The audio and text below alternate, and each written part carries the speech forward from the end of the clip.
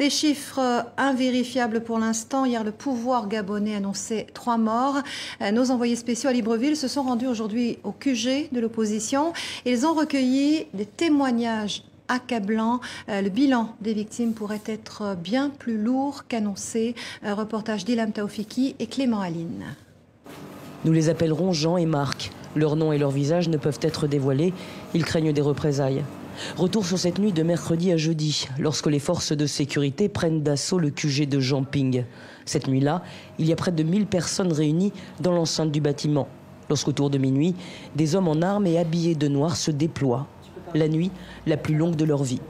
Quand ils sont arrivés, ce sont eux qui ont amené les armes. Ils étaient armés sérieusement et ils ont commencé à tirer. Ils ont commencé d'abord par les bombes lacrymogènes. Les bombes lacrymogènes font vite place aux balles réelles. L'assaut durera de minuit à 5 h du matin. Arrivé au portail, il y avait 6 de mes amis, dont 3 étaient mes frères, éloignés, donc mes cousins. Ces 3-là, quand j'ai commencé à courir, ils sont restés derrière moi. Donc, quand je descends, pour pouvoir arriver à la porte centrale de l'immeuble, quand je m'arrête, quand je regarde derrière moi, je vois les 6 qui sont allongés en train de crier.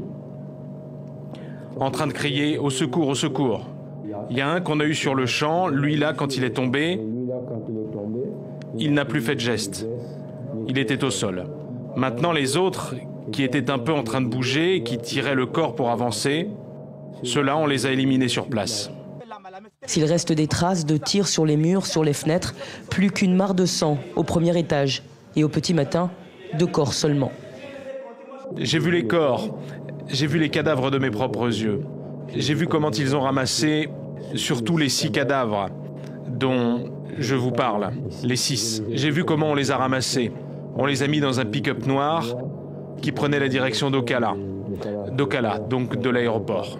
J'ai vu comment ils tiraient sur les gens, comment ils ramassaient les corps. Ils étaient en train de les ramasser. Après, ils faisaient du nettoyage. C'est à 6 h qu'ils sont venus frapper sur les portes et ils nous ont fait sortir. Il n'y avait plus de corps nulle part, sauf les 2 corps qui étaient devant.